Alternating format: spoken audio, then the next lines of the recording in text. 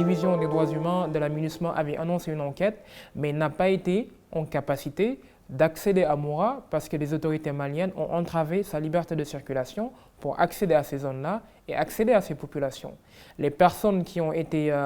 interviewées à propos de ce qui s'est passé à Moura durant ces 4 jours-là, que ce soit à Sévaré ou dans les autres villes, il y a eu des cas où les membres des forces de défense et de sécurité maliennes ont perturbé le déroulement de ces auditions-là par le personnel de la MINUSMA, ce qui montre leur volonté de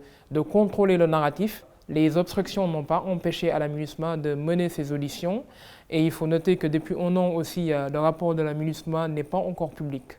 Donc, je pense que tous les acteurs attendent d'une certaine manière la publication de ce rapport-là, qui permettra vraiment d'avoir une vue exhaustive de ce qui s'est passé à Moura, notamment entre les témoignages des ressortissants, des victimes et des rescapés, et les conclusions qui ont été faites par les autorités judiciaires maliennes.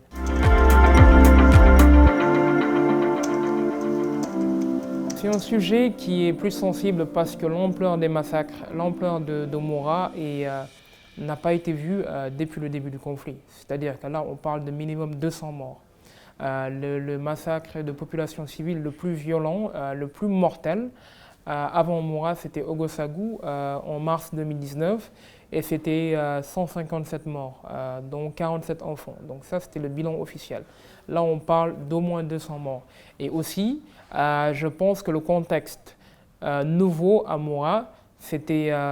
la présence des mercenaires de Wagner dans le théâtre d'opération, la brutalité de la réponse militaire, de l'attaque et du siège à Moura, et aussi les débats, notamment sur les principes de précaution et de distinction entre combattants et civils qui n'ont pas été respectés. Et surtout la défiance par rapport à l'ordre international humanitaire. Le Mali a toujours argué qu'il respectait le droit international des droits de l'homme et le droit international humanitaire. Et à Moura, d'une certaine manière, il y a une dénégation totale sur le caractère civil de la majorité des gens qui ont été tués. Donc, et une obstruction de toute velléité d'enquête de la part d'autorités indépendantes par rapport à Moura.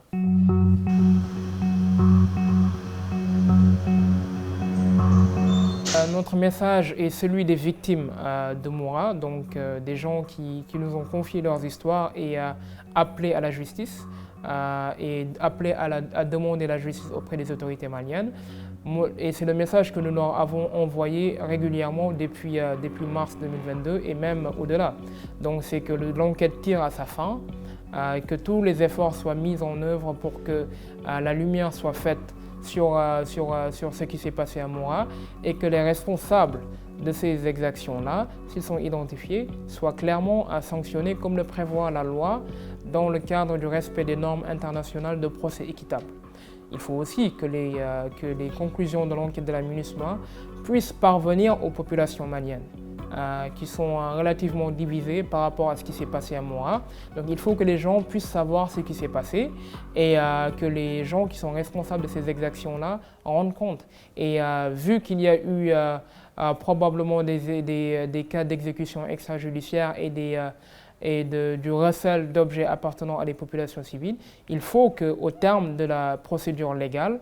que des indemnisations soient faites aux victimes de Moura et aux victimes des autres incidents similaires qui ont eu lieu au Mali. Donc c'est comme ça que l'état de droit pourra persister au Mali, en renforçant les institutions judiciaires, en travaillant pour que le droit soit tout le temps dit et soit respecté, mais pas en empêchant aux enquêteurs ou même aux rescapés et aux victimes de pouvoir dire leurs histoires sous couvert de souverainisme et de défense de l'intérêt national.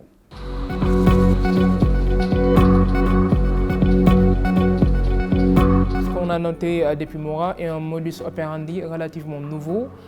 dans sa brutalité et dans sa défiance surtout du droit international humanitaire. Moura est un schéma type qu'on a pu voir au cours de l'année 2022, où on a des opérations héliportées qui interviennent souvent le jour de foire, lorsqu'il y a beaucoup de personnes dans la population, dans des zones où l'autorité de l'État n'est pas forcément affermie au cours de ces dernières années, et où l'État malien essaie d'imposer son autorité par un déploiement massif de la force militaire et par le cassage probablement des accords locaux qui ont pu être négociés par les communautés pour préserver leur accès aux champs, l'accès et la protection de leurs biens privés face à l'influence des groupes armés non étatiques comme le Jamaat Nusra al-Islam ou le Muslimin. Donc, après Moura, il y a eu les cas de Hombori au mois de mai 2022. Il y a eu les cas répétitifs de Niaouro et de Gounihabé,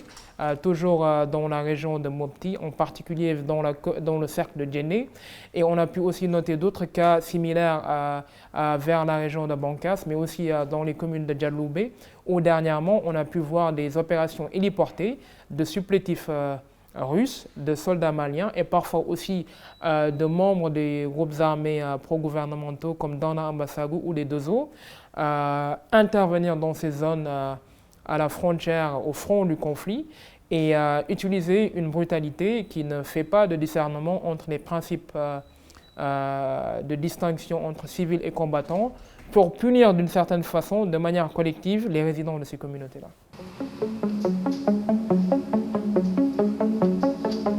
Il y a une affluence plus que usuelle dans la ville de Moura lorsque les opérations commencent le 23 mars 2022. Et donc ce qui se passe, c'est que les troupes héliportées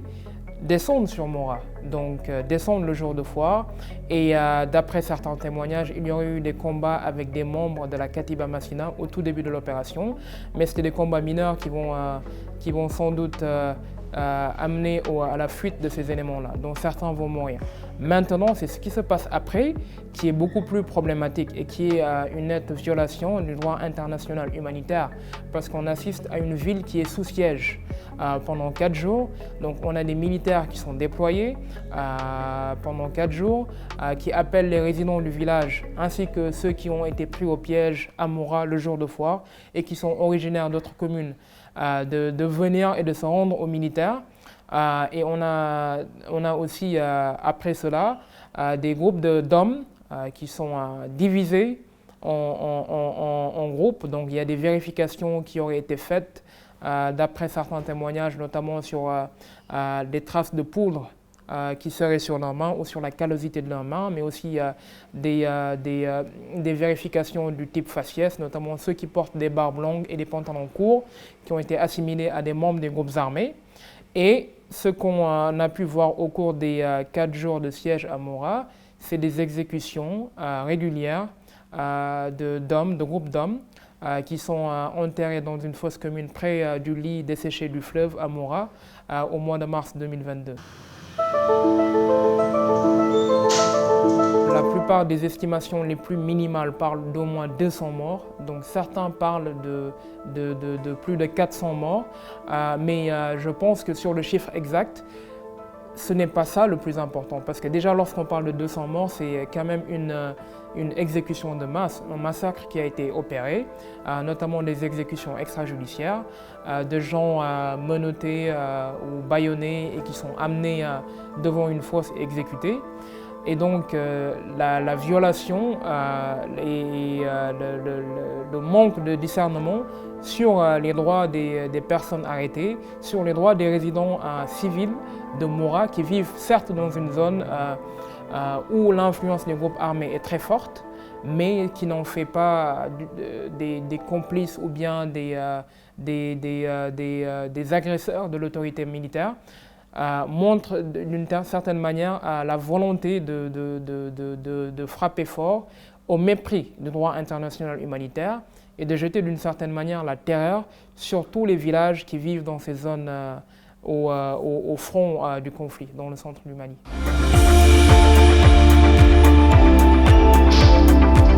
Plusieurs années dans cette zone, il y avait une présence des groupes armés non étatiques, des membres du Jamaat Nusra al-Islam ou al-Muslimin, en particulier des membres de la Katiba Massina, donc qui opéraient dans ces zones, imposaient un ordre islamique aux populations et participaient sans doute aux activités économiques comme les foires hebdomadaires.